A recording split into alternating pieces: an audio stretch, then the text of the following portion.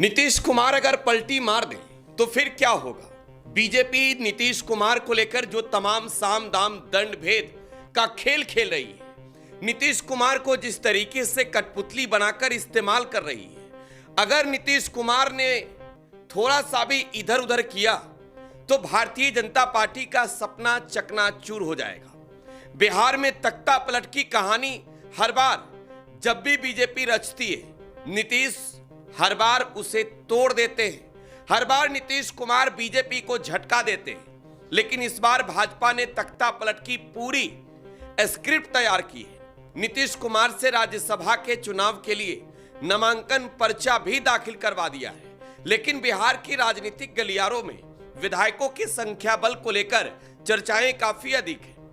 नीतीश कुमार के राज्यसभा जाने से उनके पार्टी के विधायक काफी नाराज चल रहे हैं, भावुक भी हैं, इमोशनल भी हैं, लेकिन ऐसे में तेजस्वी यादव के नाम की भी चर्चा है। नीतीश कुमार अगर तेजस्वी यादव से हाथ मिला ले तो बिहार की राजनीति उस मुकाम तक नजर आएगी जिसको लेकर यह कहा जाता है कि जब आप ये सोचते हैं कि बिहार में अब सब कुछ ठीक हो गया है, तब बिहार अचानक आपको चौंकाता है। भारतीय जनता पार्टी ने इस बार बिहार में बीजेपी के मुख्यमंत्री के चेहरे को तैयार किया है। बीजेपी की पूरी रणनीति है कि इस बार तो बिहार में चुकना नहीं है। हर हाल में बिहार में इस बार सरकार भारतीय जनता पार्टी की होगी, मुख्यमंत्री भारतीय जनता पार्टी का होगा। लेकिन विधायकों की संख्या बल के अगर नंबर पर आप जाएं तो आप साफ तौर पर यह समझ सकते हैं कि नीतीश कुमार के लिए अब भी मौका है। अब भी अपने विधायकों को खुश करने का मौका है। अब भी अपने मायूस कार्यकर्ताओं को फिर से खुश करने का मौका है। और अब भी मौका है, जो कार्यकर्ता रो रहे हैं, जो कार्यकर्ता दहाड़ मारकर चिल्ला रहे हैं, जो कार्यकर्ता ये कह रहे हैं कि जनादेश हमने नीतीश कुमार के नाम पर मांगा, बिहार के लोगों के बीच कार्यकर्ता बनकर हम लोग वोट मांगने गए, आज बीजेपी का अगर मुख्यमंत्री होगा तो सोचिए हम जनता को क्या जवाब देंगे। और नीतीश कुमार अपने कार्यकर्ताओं को भी गदगद कर सकते हैं। रडार के इस एपिसोड में ये तमाम चीजें समझेंगे कि बिहार में आखिरकार अगर सियासी खेल होता है, अगर तख्ता पलट की स्क्रिप्ट फिर से बदलती है, तो बिहार की राजनीति से साथ साथ देश की राजनीति पर क्या असर पड़ेगा। नमस्कार, टुडे बिहार न्यूज के पॉलिटिकल शो रडार का ये 54वां एपिसोड है। मैं हूं आपके साथ प्रकाश सिंह। दोस्तों, नीतीश कुमार की चर्चा हो रही है क्योंकि नीतीश कुमार ने कहा कि अब मुख्यमंत्री की कुर्सी को छोड़कर हम राज्यसभा जा रहे हैं। बिहार की जनता इस बात को समझ नहीं पा रही है, इस बात को हजम भी नहीं कर पा रही है। जो नीतीश कुमार कुर्सी से चिपके रहना खुद के लिए बेहतर मानते हैं, जिस नीतीश कुमार ने 43 विधायक होने के बावजूद बिहार विधानसभा में जनता दल यूनाइटेड तीसरे नंबर की पार्टी थी, इसके बावजूद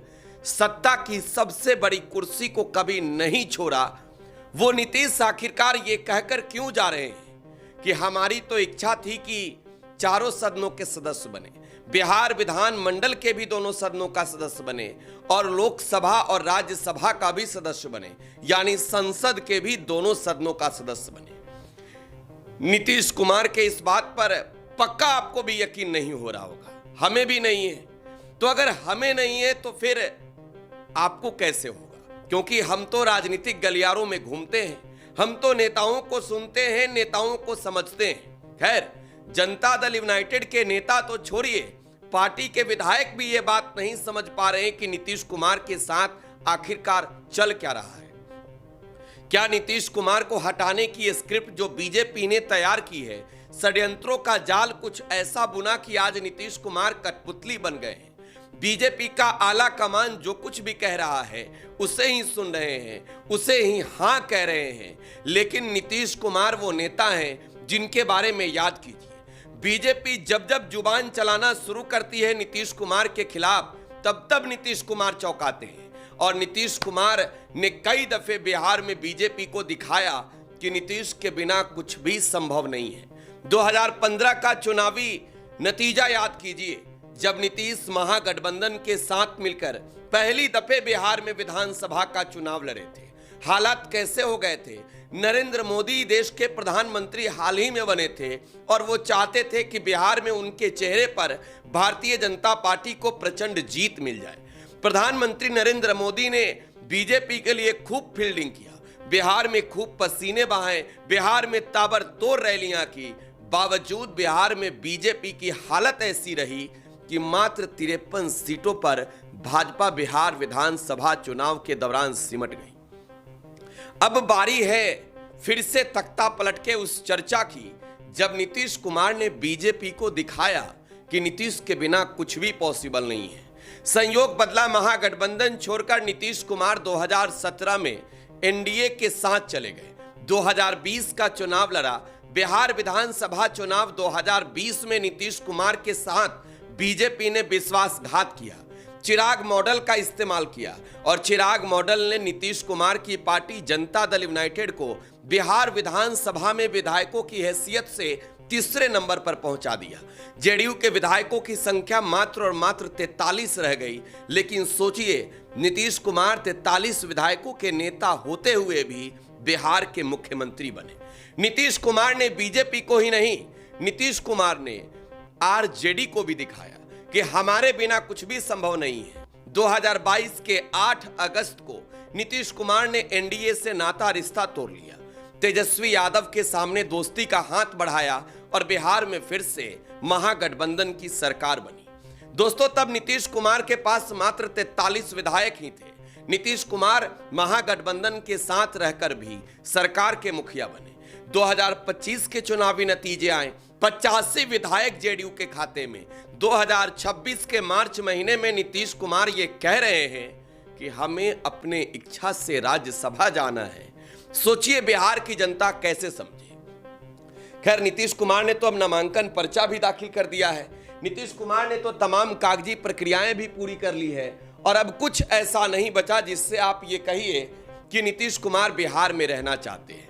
लेकिन नीतीश कुमार के राजनीतिक उत्तराधिकारी के रूप में उनके बेटे निशांत कुमार की अब पार्टी में एंट्री हो रही है। बिहार के सियासत में निशांत अब एक बार एक नए चेहरे के तौर पर नजर आएंगे और निशांत कुमार की पार्टी में जब एंट्री होगी तो ये दावा जेडीयू कर रही है आज कि निशांत के आने के साथ ही पार्टी और ऊर्जावान तरीके से आगे बढ़ेगी।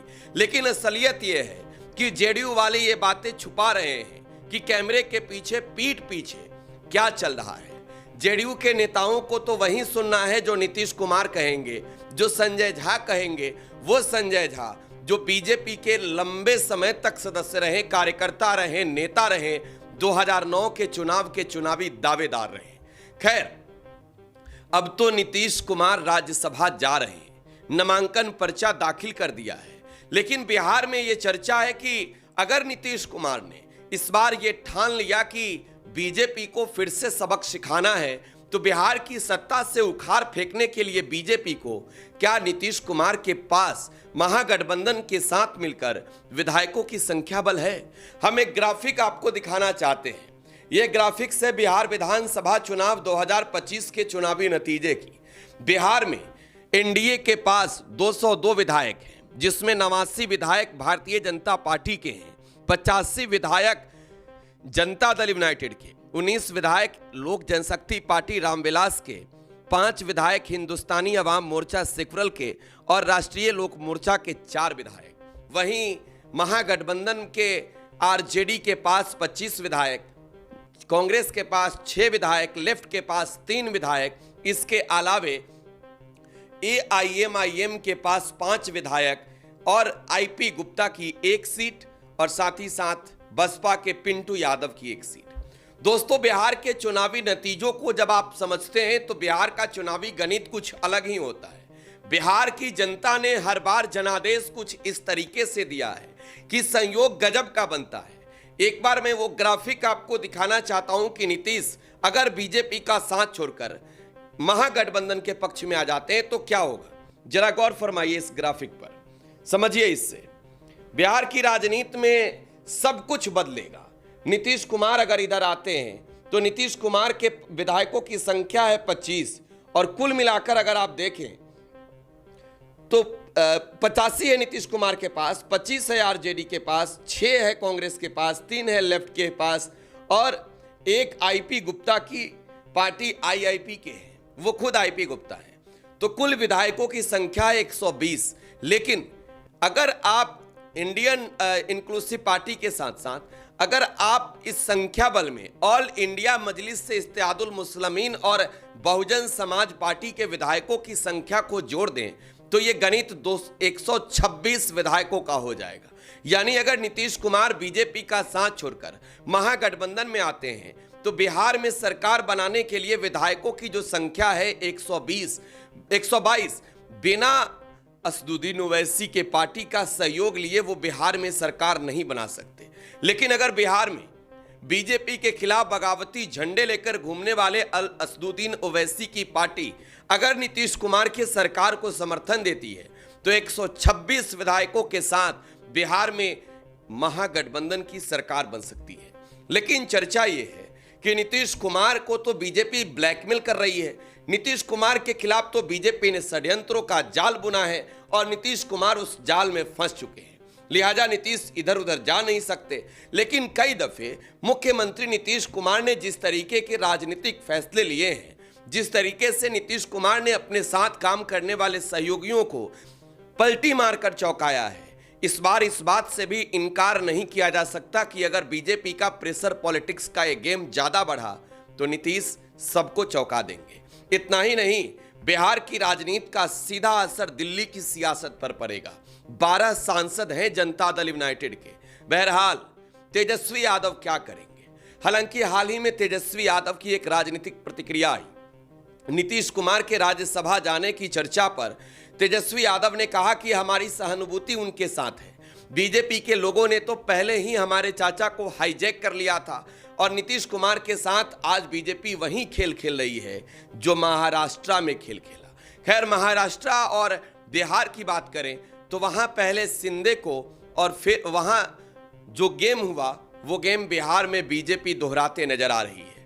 लेकिन इस बात में कोई दो राय नहीं कि अगर नीतीश इस बार तख्ता पलट की इस कहानी को पलट देते हैं पलटी मार के, तो बिहार राजनीतिक रूप से पूरे देश को चौंका देगा। क्या सोचते हैं आप? प्रतिक्रिया अपनी कमेंट बॉक्स में छोड़े जाइएगा। फिलहाल आप टुडे बिहार न्यूज के साथ बने रहें। धन्यवाद।